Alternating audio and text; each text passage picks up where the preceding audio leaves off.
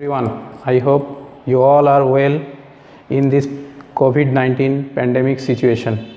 I am also fine here.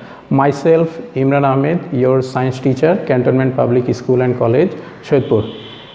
As you know, this is our first online recording class in our CPSCS YouTube channel, and in this class I continue my class of class 8 science, and from the beginning I conduct my class from the first chapter of class 8 science book.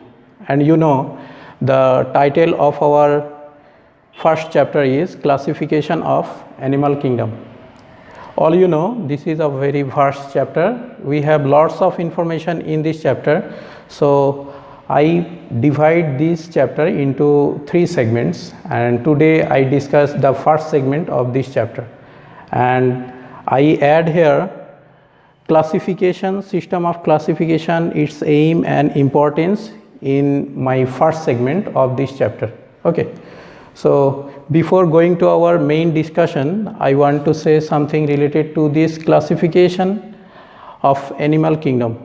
All you know, all the geographical region or environmental condition of our earth is not alike everywhere.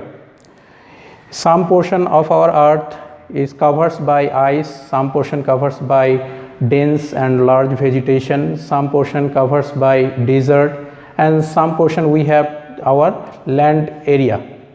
So in this different habitat, different geographical region, we have different types of animals.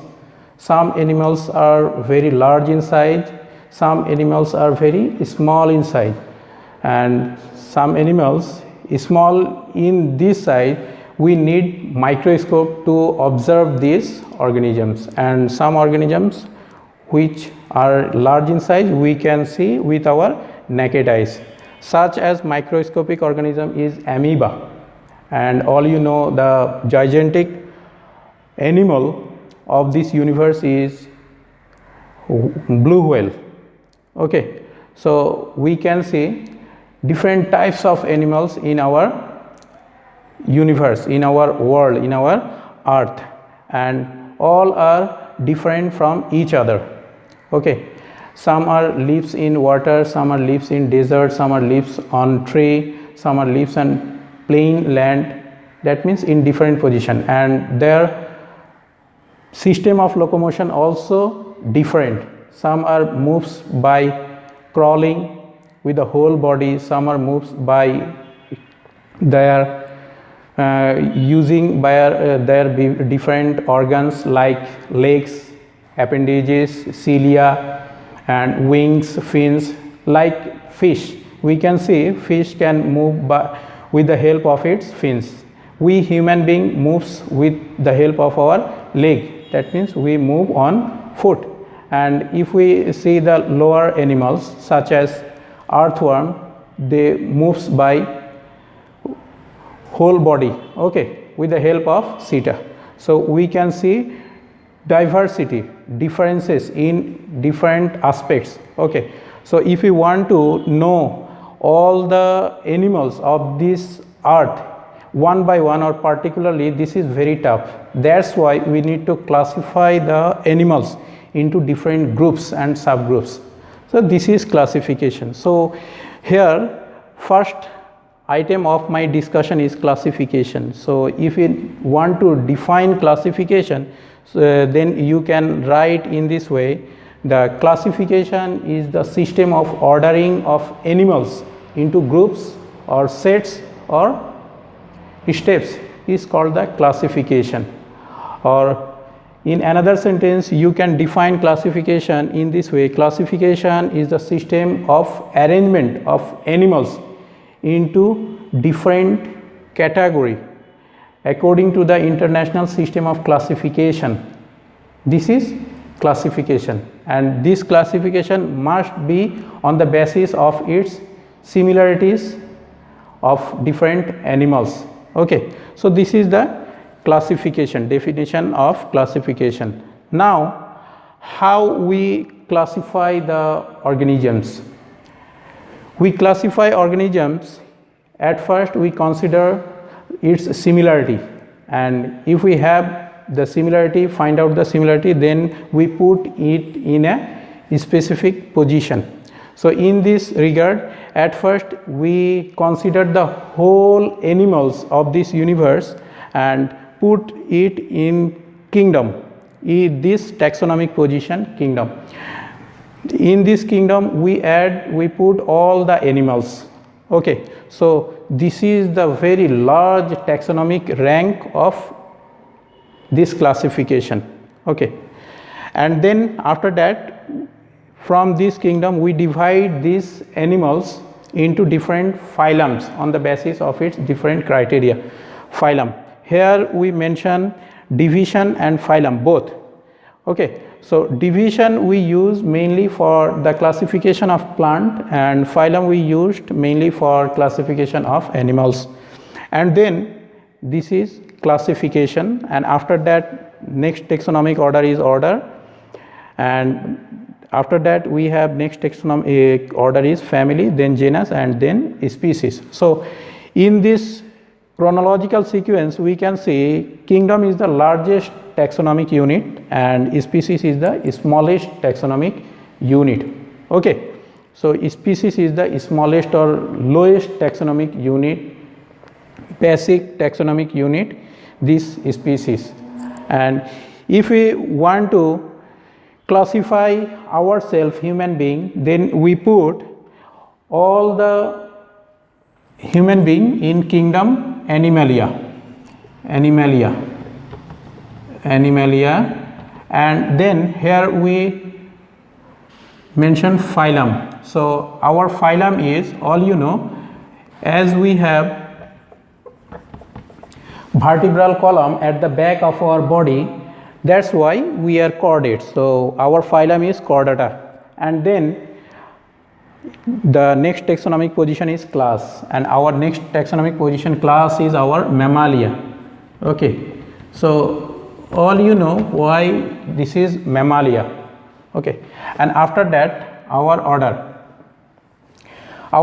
is primates,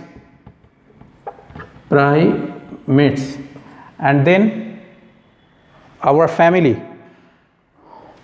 Hominidae, this is Hominidae, and then our genus is Homo, and our species is Homo sapiens.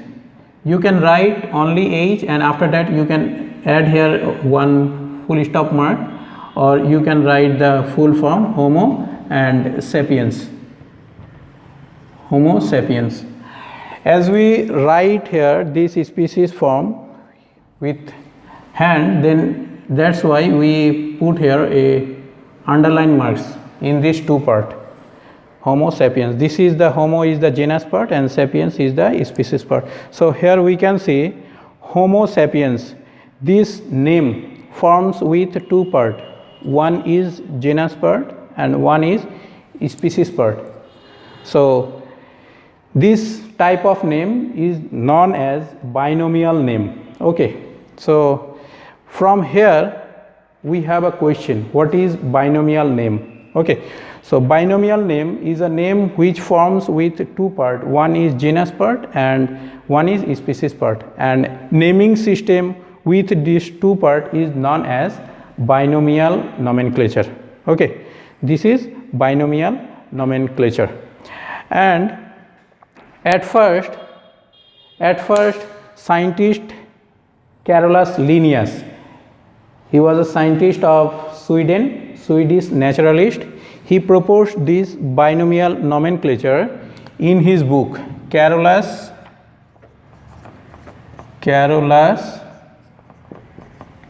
Linnaeus. Carolus Linnaeus proposed this binomial nomenclature in his book Species Plantarum. Species Plantarum. This is species Plantarum. In 10th edition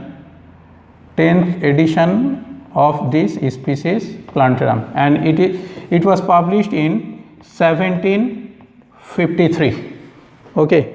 For this reason, Carolus Linnaeus, Swedish naturalist Carolus Linnaeus, considered as the father of binomial nomenclature and also father of taxonomy. So here this is the largest taxonomic unit of classification, and this is the smallest unit of classification. Okay. So lots of species forms a genus, and lots of closely related genus forms family, and in this way it finally forms the kingdom. Okay. And each unit of this classification is called the taxon. So here kingdom, division, class, order, all are taxon. Okay. So TAXON. So what is taxon? If you have question what is taxon, then you answer each unit of our classification is known as taxon, and all the units collectively known as taxa. So this is singular, and this is plural. Okay. I hope what is taxon and what is taxa is clear to all of you. And if you have question what is species, then this is also very easy. A group of organisms, closely related organisms, in respect of its reproductive and structural system, okay, which are capable of interbreeding in producing new fertile offspring, is called species. So what is species? I hope species is clear to all of you. Okay. So we can define from here classification, then the taxonomic position of classification, and then taxon, taxa, then species. All this we can define from this lecture, from this portion. Okay. And then so we have finished already this classification and system of classification, and now its aim. What's the aim of classification? Aim of classification is to know the diverse animal kingdom very easily, appropriately, in a very short spell of time and labor. This is the main aim of classification. I hope the main aim of classification is clear. If you have the aim of classification in your question, then you can write the aim of classification is to know the diverse animal kingdom in a very easily, appropriately, and in a very short spell of time and labor. This is the aim of classification. Okay. So from here we get this thing, and last of all we have the importance. What's the importance of classification? Okay. So you can mention your aim of classification as the first importance of classification, and you can mention classification helps us to know the diverse plant group and its similarities and dissimilarities between groups and subgroups. So we can write in this way: classification helps us to know the similarities and dissimilarities of different animal groups and subgroups. Okay. And you can mention classification helps us to focus on the diversity of animal kingdom. Classification helps us to give the name of its species. Then next one, classification helps us to determine the interrelationship between the animals. Okay. And next one, classification helps us to rank the taxonomic position of any species according to the evolutionary trends. Okay, so these are the importance of classification. Okay, so what we get from here, we get the definition of classification, system of classification and its aim and its importance. This is the steps of classification, and each steps of classification is known as taxon, plurally is known as taxa. This is clear. Okay, and after that we have lots of things in this part. Here we write the taxonomic position of human being, man, and you can learn the name of scientific name of our national flower, our national fruits, our national bird, and like this. That means which are important to know, and this is all about classification, and this classification will help you in your next classes if you pursue science in your next classes, in class 9, 11, in these classes. Okay, so if you understand this lecture easily, then you can understand the detailed knowledge of class 9, 10 and 11 very easily. Okay, and after that in our next class, we discuss our classification system of invertebrate animal. So all you are invited in my next class, and I will continue my next class in this same channel, and if this lecture help you, so don't forget to like, comment and subscribe it. Okay, so that's all for today. Allah Hafiz.